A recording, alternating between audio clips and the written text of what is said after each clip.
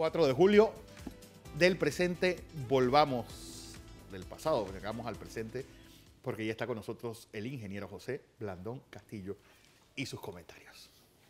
Buenos días, Fernando. Buenos días. Buenos días a toda nuestra audiencia. Como siempre, un día lleno de muchas noticias en el plano internacional.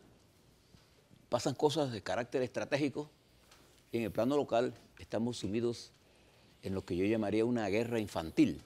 Ahora se las voy a explicar. Totalmente infantil. Infantil. Los argumentos que escucho carentes de orientación frente a un mundo complejo y a una situación panameña que requiere atención de cosas estratégicas. Pero bueno, lo primero que debo hacer es felicitar a los Estados Unidos y particularmente a la colonia norteamericana que convive aquí con nosotros, que es muy numerosa. Muy numerosa. A su embajada, a su cuerpo diplomático, al señor embajador de los Estados Unidos en Panamá, que es el representante de una gran nación, poderosa nación que es los Estados Unidos, con una historia ligada a nosotros, con altas y bajas, un matrimonio entre Panamá y los Estados Unidos, de esos matrimonios de amor y guerra. De amor y como todos los matrimonios. Pero llena también de cosas importantes. Señalo nada más como cosa importante, el colonialismo norteamericano en Panamá, que se expresó en el dominio de la zona canalera, no fue tan desastroso en términos materiales, sí desastroso en términos del daño psicológico que le produjo a la nación panameña estar subordinada, su entraña fundamental y su recurso fundamental a los Estados Unidos. Pero materialmente los Estados Unidos nos devolvió un canal operativo y pos la entrega del canal, los Estados Unidos ha respetado el traspaso y nos ha ayudado en eso. De manera que, y sigue siendo el primer usuario del canal y uno de nuestros principales socios inversionistas, y estamos dentro de esa geopolítica regional, en la mayoría de las veces en nuestra política exterior, coincidiendo con los intereses estratégicos de los Estados Unidos. De manera que para ese gran pueblo de los Estados Unidos, para su representación diplomática aquí, para su gobierno y para el pueblo norteamericano en particular y muy especialmente a los norteamericanos que viven aquí, muchos amigos nuestros, nuestras felicidades en un mundo tan complejo.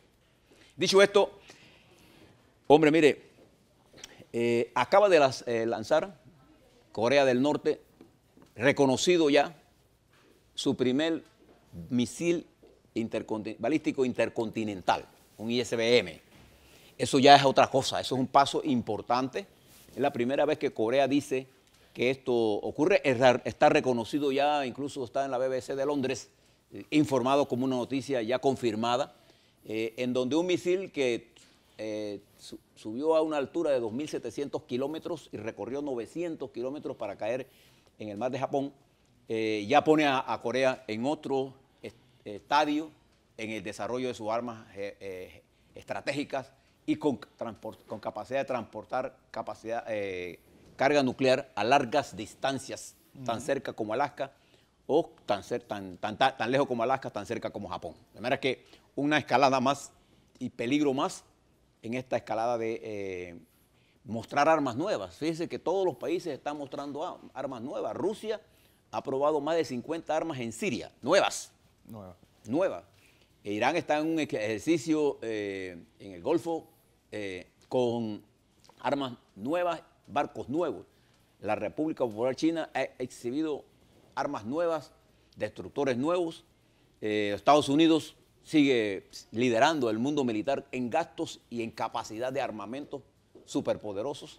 De manera que el mundo sigue armándose y armando a países pequeños en guerras fratricidas altamente costosas. Y eso es lo que le lleva al Papa Francisco a expresar su disgusto por estos mercaderes de las armas y de la guerra, que son los que al final se quedan con las grandes ganancias, se quedan con los territorios, con la riqueza de los territorios, empobrecen a los pueblos y sigue el tráfico de armas, siendo un negocio productivo. Los Estados Unidos hoy, el presidente Trump se va a entrevistar con el presidente Putin. Esta semana arranca también la reunión del G20. Trump sigue siendo un atacador, pero fundamental del presidente Trump, de los medios de comunicación. Debo reconocer que hay una especie de bullying de los medios de comunicación, tanto del presidente, pero de los medios hacia el presidente. En dos vías. En dos vías. Esto es una situación que incluso algunos de los planteamientos geopolíticos del señor Trump para mí no dejan de ser correctos, son correctos. Sin embargo, el acoso que ha sido sometido el presidente de los Estados Unidos por los medios de información y muchas veces con argumentación rayada en la tontería o tratando de hacer mentiras verdades, lo que él llama el fake news, la noticia falsa o la posverdad de él, ha sumido a los Estados Unidos en una guerra sin cuartel y ha disminuido el papel del presidente de los Estados Unidos y el aprecio del presidente de los Estados Unidos a nivel mundial. Hoy el presidente Trump no tiene la simpatía, aprecio en el mundo, y eso es peligroso, porque esta es una nación poderosa. Sí. Y creo que está atrapada en discusiones muy infantiles. Baladíes, de estar acusando a otro de loca y al otro de... Es una cosa, cuando los dirigentes políticos caen en ese nivel, la política retrocede. Y ahora se lo voy a explicar en Panamá. También ayer, mientras esto está ocurriendo en los Estados Unidos, el presidente de Francia, como lo explicó Guillermo, ha propuesto una reforma política radical. Reducir un tercio. Y él les dijo, los reunió en el Palacio y le dijo, vamos a reducir la asamblea en un tercio. Le ha dicho a todos los que estaban allí, aquí hay un tercio de ustedes que no va a estar aquí, que no sirve para nada. Buscando mayor representatividad, él quiere refundar la vida política de Francia, que está sumida en un bipartidismo que ahogó la participación. Entonces, esto es un problema serio, importante, que el señor Macron ha hecho en Francia, y vamos a ver qué le va. Las relaciones entre la República Popular China y los Estados Unidos comienzan a enturbiarse por las posiciones del señor Trump con respecto a problemas geográficos y estratégicos muy serios. Este es un piano en que hay que saberlo tocar. Cuando usted pone el pie y no las manos, y no se sabe la melodía, los resultados son peligrosos. El mundo se encuentra al borde de una confrontación, incluso por algún error. De manera que mientras eso está pasando en el mundo geopolítico, se dividen posiciones y la señora Merkel asume conducciones de líder estratégico, no solamente europea, sino mundial. Nosotros aquí en Panamá estamos en pañales. En calle arriba y calle abajo. Y cosas triviales. Totalmente. Le hablé ayer sobre el problema de la línea de transmisión. Yo quiero aclarar varias cosas. La tercera línea de transmisión no es la responsable directa porque no está en operación. Pero el no tenerla es lo que hace que el sistema sea más inseguro, menos confiable, porque cualquier problema en las dos líneas, como ya se encuentran saturadas por la cantidad de energía que tiene que pasar por allí, entonces las consecuencias son catastróficas. Esa es la relación con la tercera línea. Les dije que para mí la tercera línea estará en septiembre, octubre, por allí, porque faltan todavía unos 17 kilómetros, 25 kilómetros de cable en el tramo 2 de esa línea. De manera que, además hay que resolver un problema de unión fenosa con la línea de transmisión en el área de la altura de Campana, donde hay que hacer un movimiento, o bajan la línea o cambian la ruta. Y esas cosas todavía no están resueltas. Y una vez que tenga esto, se necesitan 2 o 3 semanas para probar lo que está pasando en la línea. De manera que le digo esto porque vamos a tener el sistema inestable. Y hay que pedirle a TESA que tenga atención a esto. Como si fuera poco, mire los problemas de agua que se nos están dando allá en Pacora, en el área. No, es desde Juan Díaz para adelante. Bueno, imagínese usted. Pedregal, Tocumen, 24 de diciembre. Pacora. Y no tener agua es un verdadero desastre para una casa. Incluso aquí no están ya escribiendo. ¿Por qué? El agua, sin el agua, hasta Campo Limber llega, no hay agua. Si no hay agua, ¿cómo se baña? ¿Cómo cocina? El servicio, la comida de los bebés. Entonces, ¿qué pasa con la gente? Tiene que comprar agua que no estaba en su presupuesto. Entonces, eso inmediatamente pega al presupuesto familiar. Claro, quien tiene muchos ingresos no lo mira. El general Torrijos decía que el dinero es secundario para el que lo tiene, pero para el que no lo tiene es primario. Es un problema primario. Primario. Es tan primario que tiene que buscar para ver cómo compra el agua. Entonces, al comprar el agua, se gasta la plata que tenía para comer. Eso es lo que significa todo esto. O sea, el drama humano detrás del problema del agua y de los apagones es increíble. A veces yo me pregunto si estos funcionarios que manejan instituciones públicas tienen conciencia social del drama que genera todo esto. Porque esto es un problema grave. Y cuando usted acepta un puesto de esta capacidad, usted acepta un sacrificio enorme. Porque no hay día del año en la que usted esté de vacaciones. No hay tiempo para hacer carnes asadas.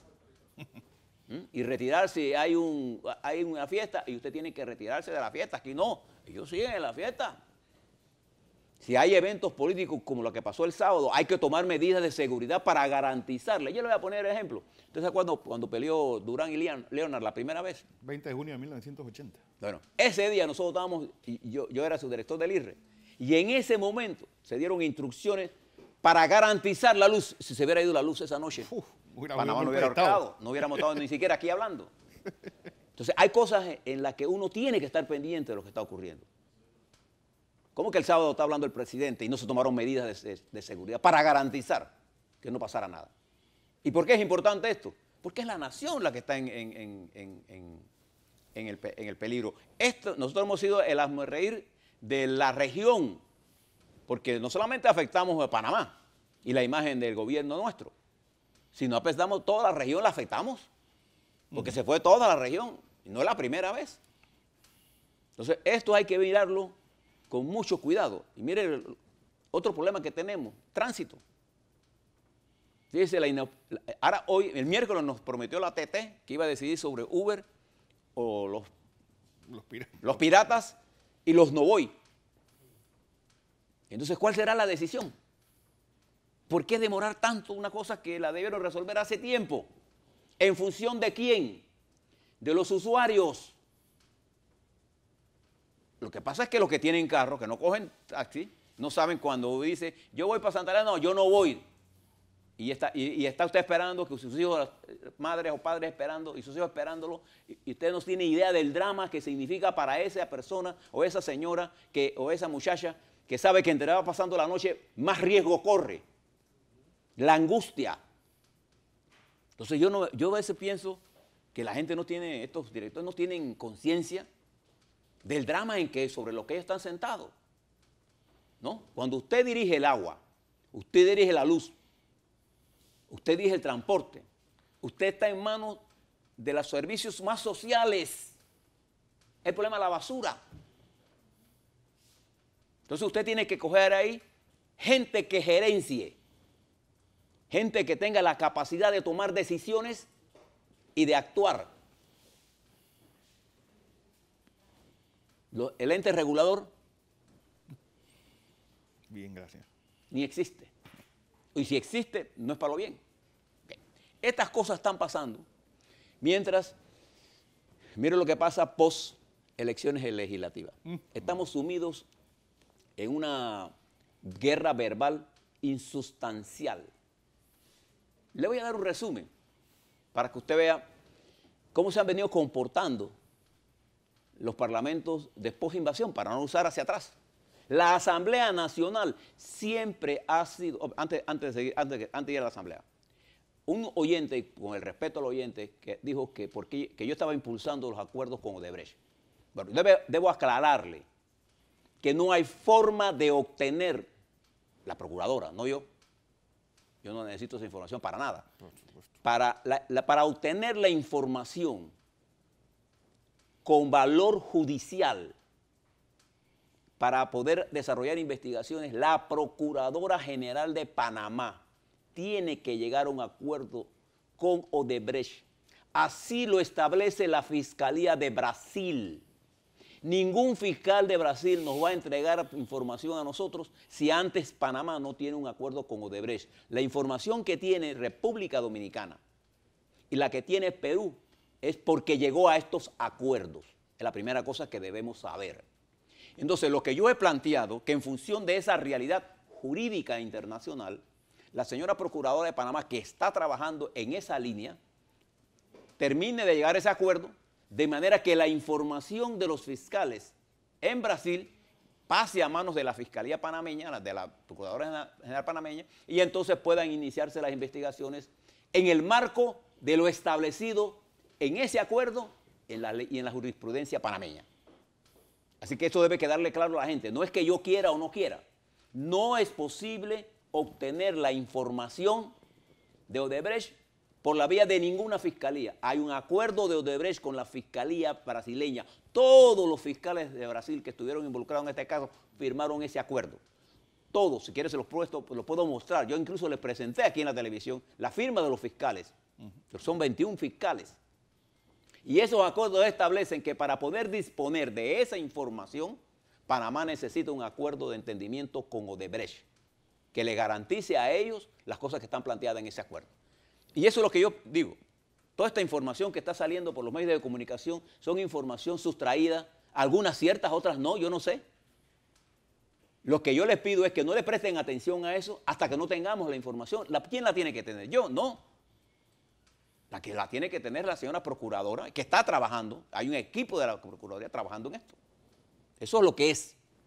No es una cosa que yo quiera. De manera que le explico esto para que esté claro en la mente de toda nuestra audiencia. Hay que manejarse con la realidad objetiva, no con la posverdad, que es aquella que usted obtiene de la manipulación de las noticias para crear de cosas falsas una percepción suya de la realidad que no se ajusta a los hechos materiales.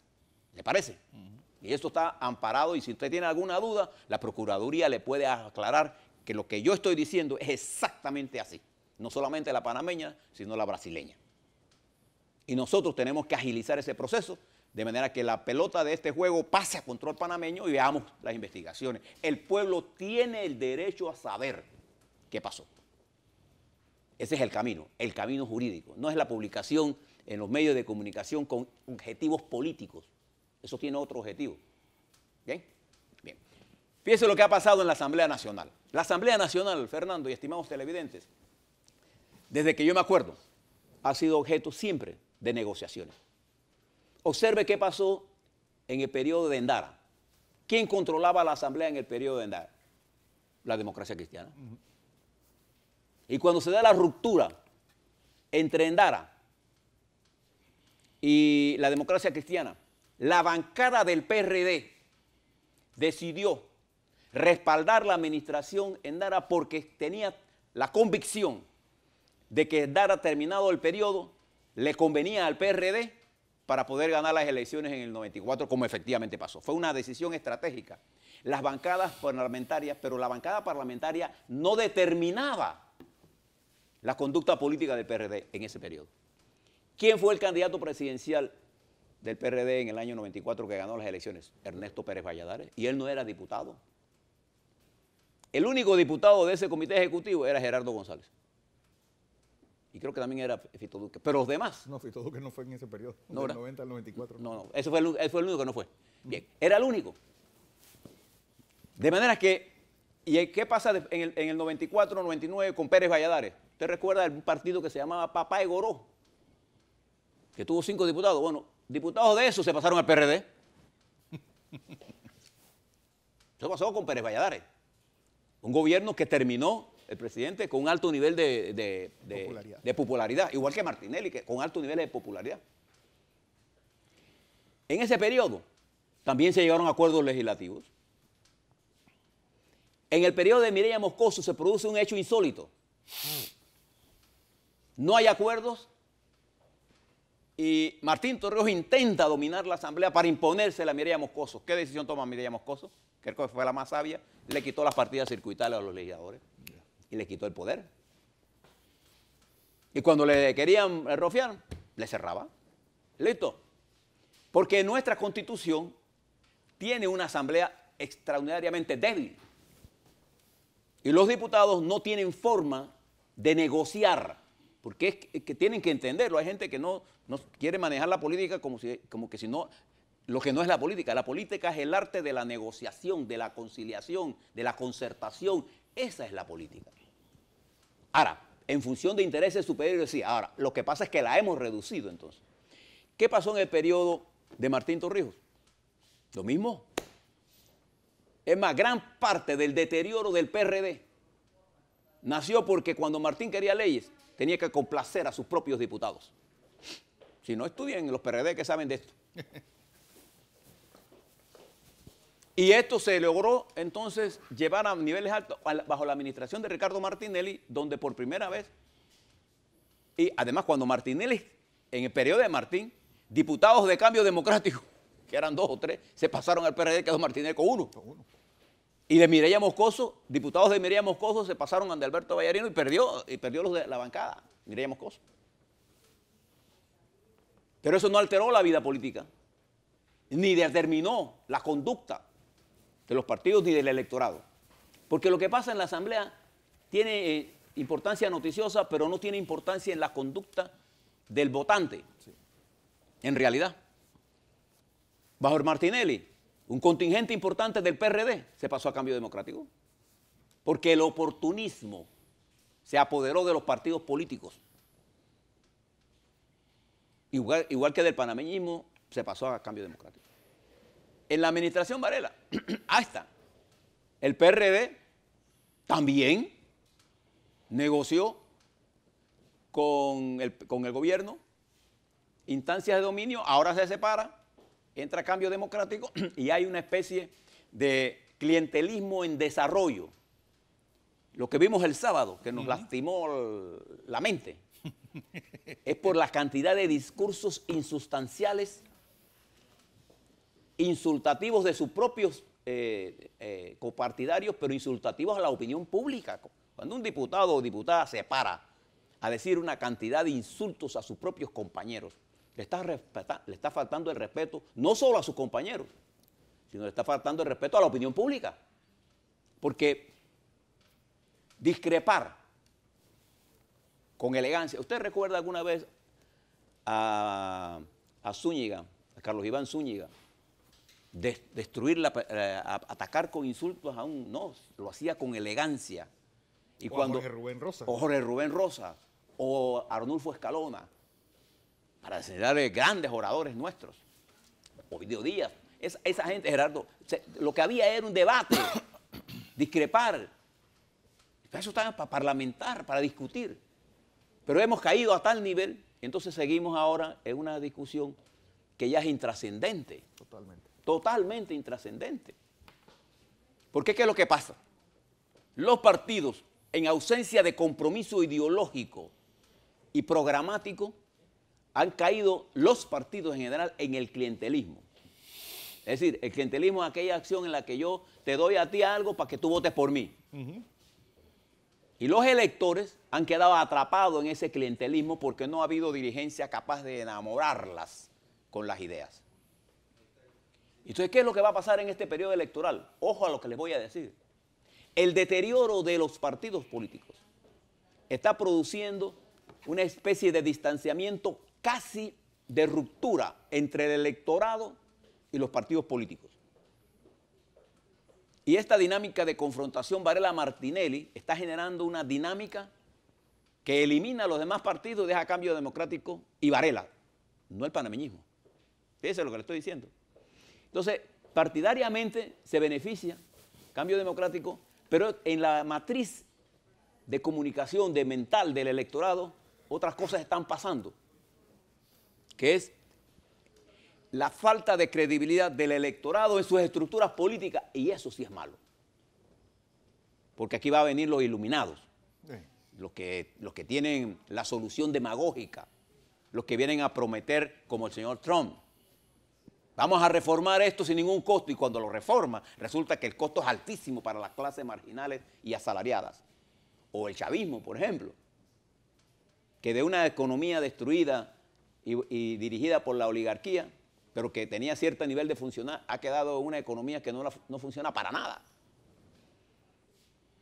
Entonces, esto debería resolverse si los partidos comienzan a distanciarse de la Asamblea. Ese debate, ese que yo llegué a acuerdo, sí, todos los diputados llegaban a acuerdo, hombre. Sí. Eso es público y notorio.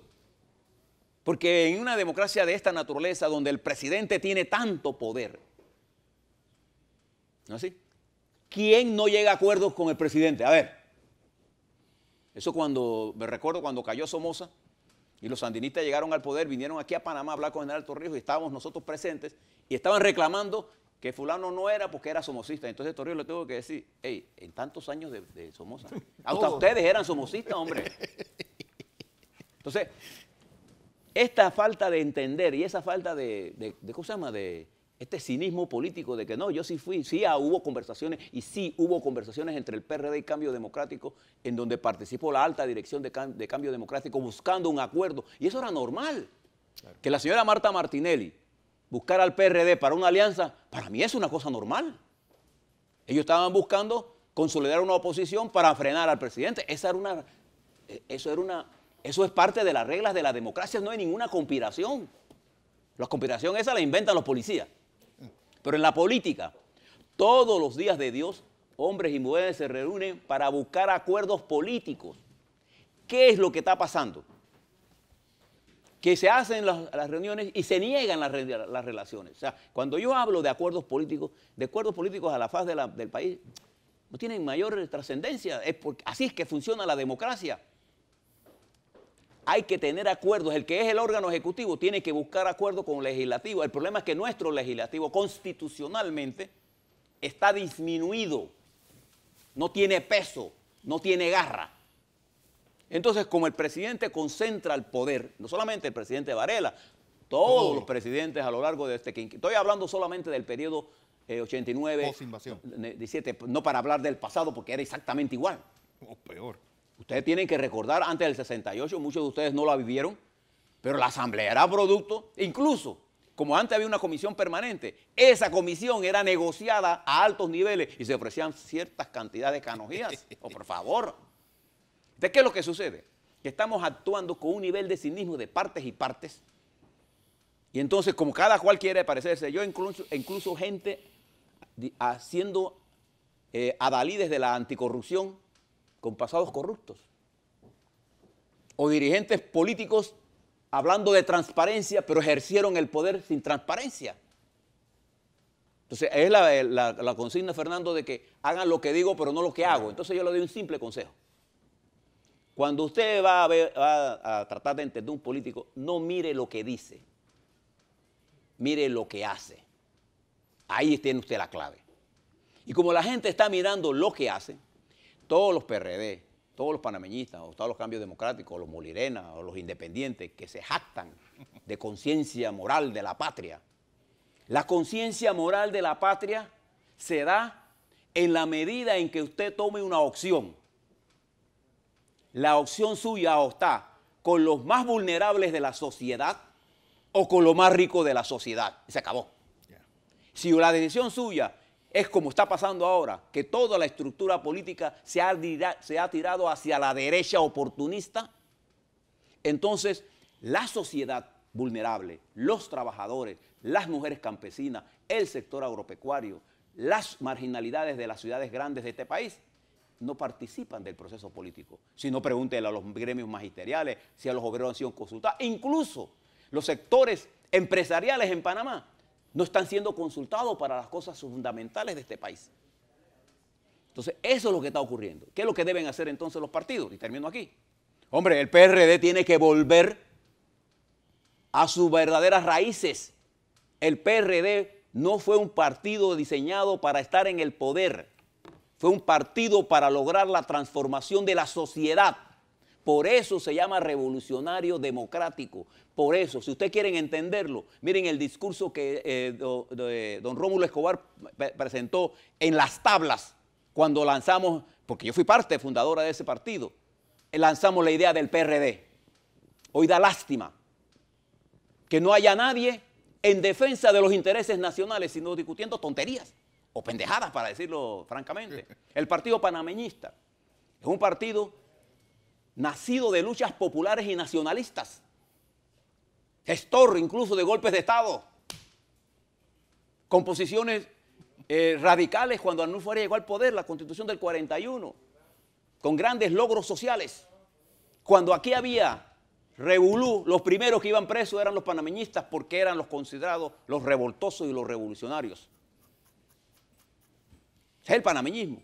Cambio Democrático fue una fuerza que interrumpió el bipartidismo que nos estaba consumiendo y produce a Ricardo Martinelli como una especie de un tsunami que mueve todo un sistema de fuerzas y que hoy todas las fuerzas se concentran en eso. Hemos quedado entre el oportunismo y una guerra casi de venganza.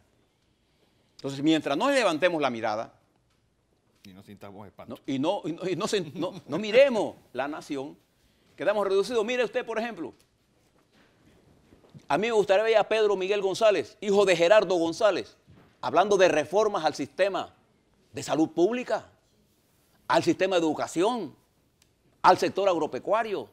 Me gustaría a él siendo cómplices de los pobres. Me gustaría ver al CEN del PRD hoy amaneciendo allá en Chorrera, en Panamá Este. Panamá Este, que no hay agua. Me gustaría conocer sus opiniones sobre esas cosas. Me gustaría ver el Partido Panameñista anclado en su pasado y en su presente para proyectar el futuro. Usted es su pasado y su presente indica su futuro. Pero usted no puede olvidar su pasado. Su pasado es usted. Su presente es la construcción de su futuro. ¿Pueden entender eso simple? Y mientras no eleven esto, entonces nosotros sí vamos a ayudar para que se eleve este debate. Me parece, Fernando, ya casi ni leo, voy a borrar un montón de gente, porque es que hiere nuestro intelecto ver esas recriminaciones. Es como, por ejemplo, recriminarle tú a tu hijo. Hombre, no recuerda que yo te di un juguete, por eso me tienes que respetar. Jamás un niño te va a respetar porque tú le des un juguete. Sí. El niño te va a respetar cuando vea que tú eres la autoridad. Y esa autoridad que lo trate con amor, con respeto. Así es que te va a respetar. Los padres que creen que cuando le dan dinero y juguetes a sus hijos se lo están ganando, están equivocados. Están como los políticos que creen que con este lenguaje procaz, soez, con ese lenguaje irritante, logran algo. Lo que están haciendo es bajar el debate a tal nivel. Yo no pierdo mi tiempo con eso, porque entre ese debate ellos son expertos en eso, yo no. Ahí en ese debate, en esa mediocridad pierdo yo y pierde usted, porque yo no sé de eso. Pero si elevamos el debate, ganamos todos, porque nuestros hijos nos están mirando. Y yo quiero decirles esto, porque ya está bueno, de que los diputados, ya pasó eso. Ustedes no están en la mente del elector ya, sálganse de eso. El elector hoy está preocupado por el apagón, el agua, el transporte. Y usted sabe que ya comienza a preocuparse, ¿hacia dónde vamos? Pueden entender que la política es el arte de poder explicar el futuro. Esa es la política, no de estar descalificándonos a nosotros mutuamente. Incluso yo ayer escuchaba a alguien que me escribía que decía que yo hablaba así porque yo era un fracasado en la escuela. Bueno, cuando uno escucha todas estas tonterías, sin conocer la trayectoria de los demás, ¿no así? Fernando, uno llega a la conclusión de que esta reducción del debate nos está ahogando. Y esto no es bueno para la nación. No es bueno para nadie. Así que los invito a pensar en las próximas generaciones y no en las próximas elecciones. Así es. Comentario del ingeniero José Blandón Castillo.